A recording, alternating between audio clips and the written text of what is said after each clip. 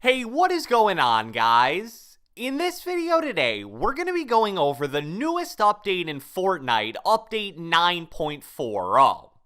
The last 2 to 3 weeks of Fortnite updates before this had actually been incredibly underwhelming, mainly due to the fact that a large number of Fortnite employees were actually on their summer break. Because of that, we expected update 9.40 to be a major one with a lot of really meaningful changes, and in that regard, it definitely did not disappoint. We got major changes to the shotgun meta in Fortnite, including a brand new shotgun being added into the game, as well as major balance changes to an existing shotgun. We also had various other weapons being vaulted/unvaulted, and the announcement of the first ever console-only Fortnite tournament. So without further ado, let's get right into it. Alright, so the first thing we need to discuss from update 9.40 are the changes contained in the update which have made a major impact on the shotgun meta. The first change that needs to be discussed is the heavy nerf that the combat shotgun received. The first major change is that the weapon's headshot multiplier was reduced from 1.7x down to 1.5x.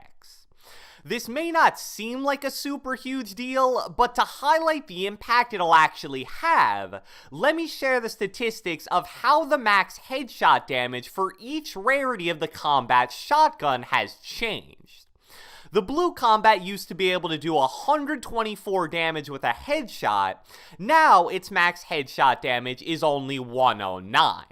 The purple combat used to be able to hit a max 131 damage headshot. Now that number is 115.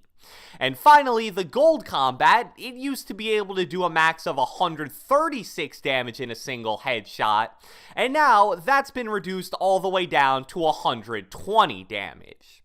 So don't get me wrong, this change on its own definitely isn't an absolute killer for the combat shotgun, but at the same time, you can't say it isn't a somewhat significant change.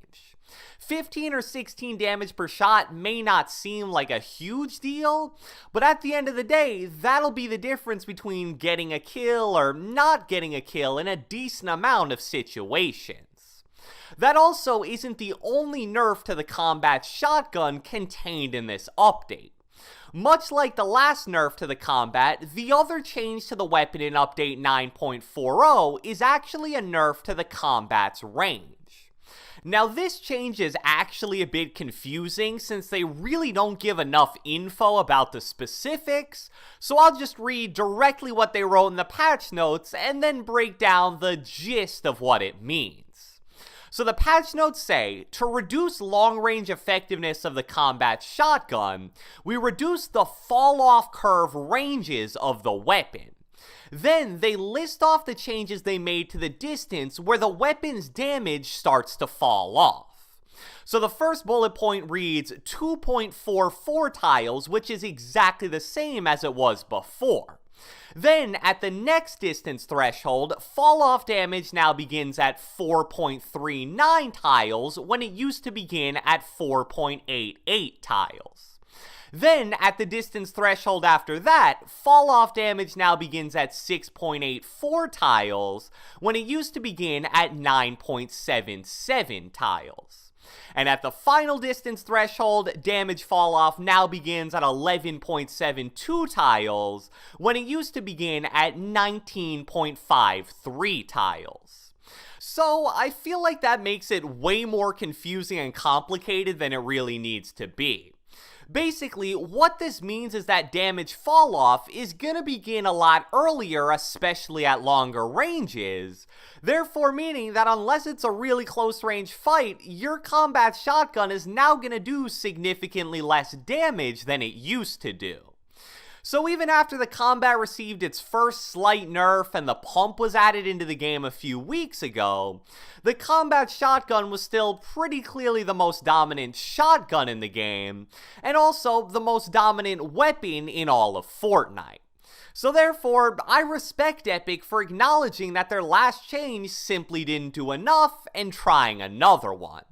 And that's pretty much exactly the reasoning they gave for the change, stating, after observing recent changes to damage falloff, we decided to further reduce its long-range effectiveness and alter the curve to fall a bit more in line with other shotguns, but still retain its unique flavor. The nerfs to the combat weren't the only changes regarding shotguns in Update 9.40. We also got two brand new versions of the Tac Shotgun, which come in purple and gold rarity. The new purple Tac Shotgun does 83 base damage, and the new gold Tac Shotgun does 87 base damage. And just to give you something to compare those numbers to, the blue Tac Shotgun does 79 base damage. Also, much like all the other rarities of the Tac Shotgun, the new purple and gold Tacs hold 8 shells, shoot 1.5 shots per second, and have a headshot multiplier of 2.25. Due to that crazy headshot multiplier, the new purple Tac can hit for a maximum of 187 damage with a single headshot, and the new gold Tac can hit for a maximum of 196 damage with a single headshot. Although that does seem really insane, I'm still a bit skeptical about how relevant these new Tacs will really be. It'll be interesting to see if they can overcome the problems that the other rarities of the Tac seem to struggle with, which is mainly the weapon's lack of range and incredibly large crosshair size. Moving on, the next notable change from Update 9.40 involves sniper rifles, and specifically one sniper being vaulted and another one being unvaulted. The vaulted one is the suppressed bolt-action sniper, and the unvaulted one is the regular bolt-action sniper. I've personally always thought that the regular bolt-action sniper is actually the most balanced and fun to use sniper in the entire game. Therefore, I never really understood why they felt the need to vault it in the first place. And although I'm definitely happy it's back, the suppressed bolt-action sniper was probably the second most balanced and fun to use sniper, so I would have much rather seen something like the semi-auto sniper be sent to the vault instead. The final really interesting part of Update 9.40 is actually in the competitive section of the patch notes, and it's under the heading New Tournament Xbox Cup July 20th and 21st, $1 million in cash prizes. So just to read off the important bullet points about the event from the patch notes, first off, it's a solos tournament that's open to all players on Xbox One and doesn't require reaching any division in arena mode. The $1 million prize pool will be distributed across all server regions, with official rules and details being released later this week. July 20th is the first round of the tournament, which will cut the player pool down to the top 1,500 players. Then, on July 21st, those top 1,500 players will compete against each other in the final round of the tournament. So this tournament was actually leaked by the online Xbox store a few days ago, so we kinda knew it was coming.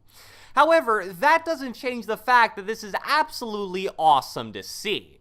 Everybody knows it's borderline impossible for console players to truly compete in the major Fortnite tournaments, just due to the sheer limitations of the system they play on. So for Epic to do this, I think they're finally acknowledging that fact. Now, one thing I'm really interested in here is that it never states that this tournament is limited to controller players only. It does state that it's limited to Xbox One players, but will PC players be allowed to simply buy an Xbox, plug in their mouse and keyboard, and then compete? I personally feel like that would kinda defeat the purpose of a console-only tournament, so I'm really interested to see how that plays out. Along the same lines, even if it is controller only, there's plenty of concern going around that Zims are gonna be a problem here. In case you don't know what that is, it's basically an adapter that tricks your console into thinking you're playing with a controller when you're really using a mouse and keyboard. I know in the past, Epic's found a way to put players using a Zim into mouse and keyboard lobbies, but I also recall that Zim players quickly found a way around that.